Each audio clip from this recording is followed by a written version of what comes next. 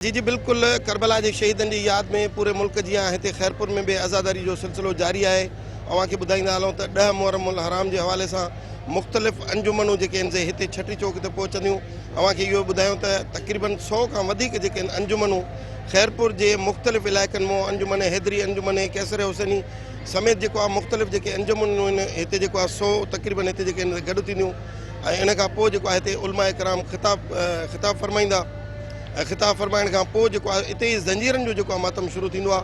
ऐं ज़ंजीरनि जे मातम खां शुरू थियण खां पोइ जेको आहे सो हीअ पंहिंजी मंज़िल तरफ़ रवाना थींदा आहिनि। जेको उन्हनि जो मुक़ररु रूट हूंदो आहे उतो जेको आहे सो पंहिंजे मंज़िलनि तरफ़ रवाना थींदा आहिनि।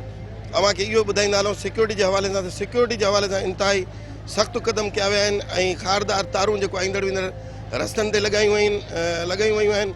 ऐं इन सां गॾोगॾु पुलिस जा जेके आहिनि अटाला उहे तमामु वॾा जेके अटाला आहिनि हिते तक़रीबन हिन वक़्तु बि सिटी में सिर्फ़ु 1000 खां वधीक जेके आहिनि पुलिस अहलकार ऐं ऑफिसर मुक़ररु कया विया आहिनि।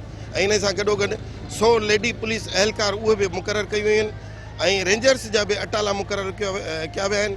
ऐं ईंदड़ वेंदड़ रस्तनि ते जेके खारदार तारूं आहिनि उतो बि जेको आहे माण्हुनि खे चेक करे ऐं उतां पोइ जेको आहे सो रवानो कयो पियो वञे।